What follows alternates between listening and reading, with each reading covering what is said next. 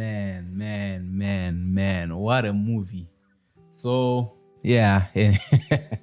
1 year later, I finally watched Top Gun Maverick. Wow. I wish I had gone to the cinema to watch this movie, but it's fine, man. What an experience that I had watching it. You know, Tom Cruise is one of those guys whereby I grew up watching Tom Cruise. I was a kid when I don't even think I was alive when the first Top Gun came out, but I didn't watch that one. So that's one reason why I didn't watch this one when it came out. I was like, man, I don't know the first one. Ever since I was scarred by Star Wars, I've been terrified of watching movies that I haven't watched the prequel to. But this one, you don't necessarily need to have watched the prequel. But what a movie. Like some of the shots that they got of the jets, man, that's crazy. Like if you're a Tom Cruise fan or if you're just a movie fan, I feel like this is something that you should watch even if you haven't watched it in 2022.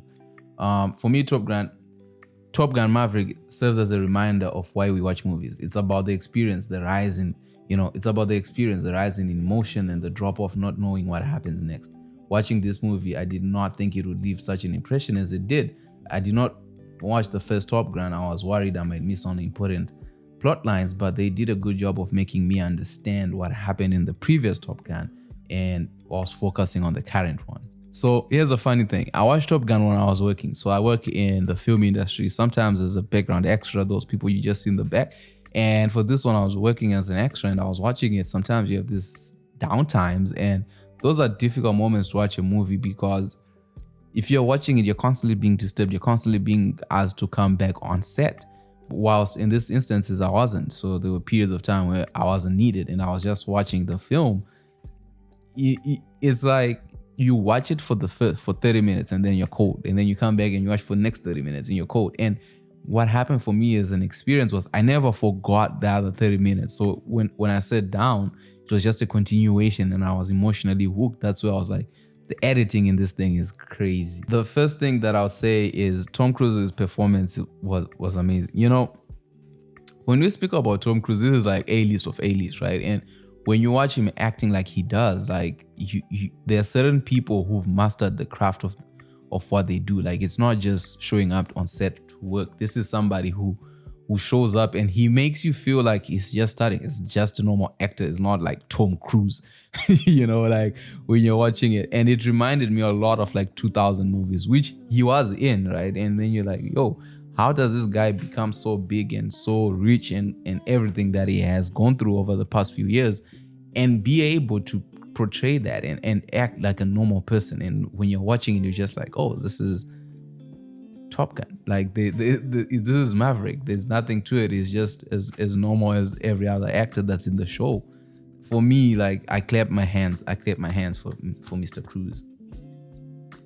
All right.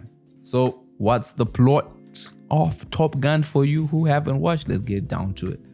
More than 30 years after graduating from Top Gun, a United States Navy Captain Pete Maverick Mitchell is a test pilot. Despite many achievements, repeated insubordination as captain from flag rank. His friend and former Top Gun rival, Admiral Tom Iceman Kazansky, now commander of the Pacific Fleet, often protects Maverick. Rear Admiral Chester Hammer Kane plans to cancel Maverick's hypersonic Darkstar scramjet program in favor of funding drones to save the program. Maverick unilaterally changes the target speed for the day's test from Mach 9 to final contract specification of Mach 10. However, the prototype is destroyed when he cannot resist pushing beyond Mach 10. Iceman again saves Maverick's career by signing him to the Top Gun school at Nass North Island for his next assignment. But Kane tells Maverick that the era of manned fighter aircraft will soon be over.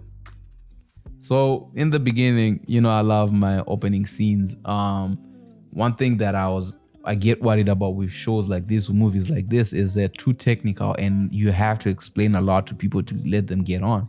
And if you fail to explain it, you might miss out on your audience. And for me, I didn't understand much what was going on, but I understood, like when you're watching it, it's like, okay, we want it to go beyond 10 or get to 10, Mach 10. And then when you're watching it and they're pushing the G-force and stuff like that, I understand a little bit about G-force from Formula One, but I don't know if it's the same. It was quite impressive seeing those jets. I don't know if they actually flew the jets that way, but having watched some of the things the man does for Mission Impossible, I wouldn't be surprised if they were flying those jets the way they were. If they were, damn, man, like That's crazy. The Navy has been tasked with destroying an unsanctioned uranium enrichment plant before it becomes operational. It's located in an underground bunker at the end of a canyon. It's defended by surface-to-air missiles, GPS jammers, and fifth-generation fighters, as well as old F-14 Tomcats. Maverick devises a plan employing 2 pairs of FA-18s Super Hornet armed with laser-guided bombs, but instead of participating in the airstrike, he is to train an elite group of Top Gun graduates assembled by Air Force Vice Admiral Bew Simpson. This is always one of those things, on this channel I speak about like you should invest in your craft and then you become so good. But one of the challenges that we all face is when you have to educate the next generation, and you don't want to do that because you're like, I'm not a teacher, man. I learned these things for myself. I'm passionate about the things that I'm doing. I do it for myself, but all of a sudden you see yourself having to teach. It was quite amazing to see how Maverick reacted to this.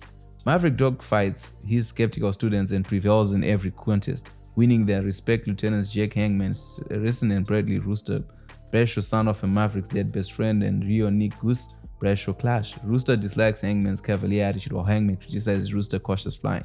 Maverick reunites with former girlfriend Penny Benjamin, to whom he reveals that he promised Rooster's dying mother that Rooster would not become a pilot. Rooster, unaware of the promise, angrily resents Maverick for dropping his Naval Academy application, impairing his military career, and blames him for his father's death. Maverick is reluctant to further interfere with Rooster's career, but the alternative is to send him on an extremely dangerous mission. He tells his doubts to Iceman, who has terminal throat cancer. Iceman advises that it's time to let go and reassures him in both Navy and Rooster need Maverick. This is one of the crazy parts, right? So this part of the movie is where it gets emotional. This is whereby you're trying to protect a loved one from themselves, or you're trying to protect a loved one from something that happened. And especially when you make a promise to a dying mother, it's you want to do that promise for the mom, but it's unfair to the son, right? Like you have to have a conversation with him and let him know what's going on and why you are impeding his results. But I guess it's a movie and all that. But I was just like, yeah, I felt for both of them. He's trying to protect this kid because he saw his father die and he doesn't want that for him. But for the kid, it's like you're trying to do something in honor of your father, and at a certain point you have to let him become a man and not just a kid. After Iceman dies, Cyclone removes Maverick as instructor following a training incident in which an F-18 is lost. Cyclone relaxes the mission parameters so they are easier to execute but make escape much more difficult. During Cyclone's announcement, Maverick makes an unauthorized flight through the course with his preferred parameters, proving that it can be done. Cyclone reluctantly appoints Maverick as team leader. This is a plot twist that I didn't see happening. For me, I actually genuinely thought that Rooster was going to do the final. He was the one who would be appointed as team leader. I didn't see how they would make Maverick because it felt like that's what the storyline would have been. But then as well, like I feel like, you still have to make Tom Cruise's character look big. So you're like, all right, cool, we'll go with that. Maverick flies the F-18 accompanied by a body lasing F-18 flown by Lieutenant Natasha Phoenix Trace and WSO Lieutenant Robert Bob Floyd. Rooster leads the second strike pair, which includes Lieutenant Ruben Payback Fitch and WSO Lieutenant Mickey Fanboy Garcia. The 4 jets launched from an aircraft carrier, and Tomahawk cruise missiles destroy the nearby airbase as they approach. The teams destroy the plant, but the SAMs open fire during the escape as anticipated. Rooster runs out of countermeasures and Maverick sacrifices his plane to protect him. Believing Maverick to be dead, the others are ordered back to the carrier.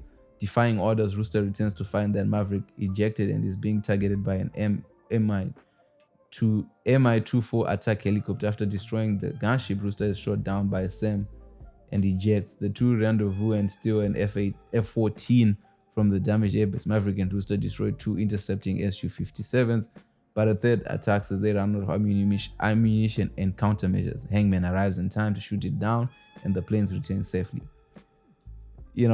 This is how you end the movie. The thing is, they did a lot to try to be to have that emotional payoff, which I feel like Tom Cruise, it felt cheesy because it was like, okay, he's not dead, right? And then when the kid comes back and they're stealing the gun, you're like, all right, fine, I see it.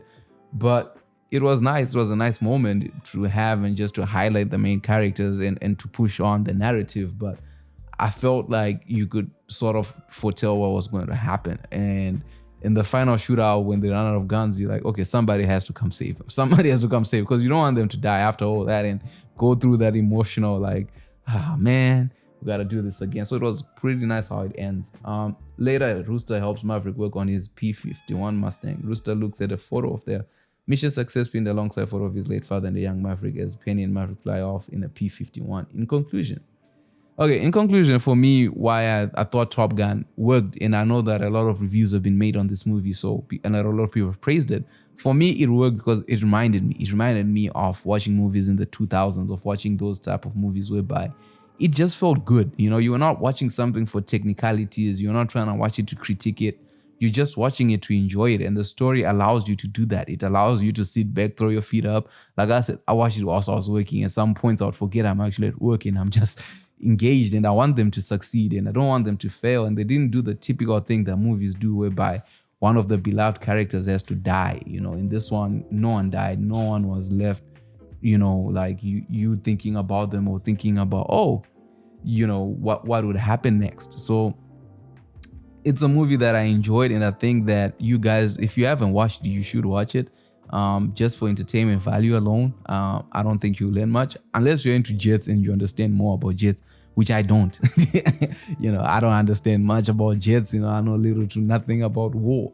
So, but if you're someone who's into those things as well, I feel like this is a good movie, and kudos to them, man. Like, we didn't have crazy sex scenes that we constantly having in movies. Like, we are watching porn these days. I appreciated that about Top Gun. Everything about it was just beautiful storytelling and work that happened. Shout out to everybody involved with this project. If you enjoyed this review, smash that subscribe button, leave me a like, leave me a comment, and I'll definitely be seeing you in the next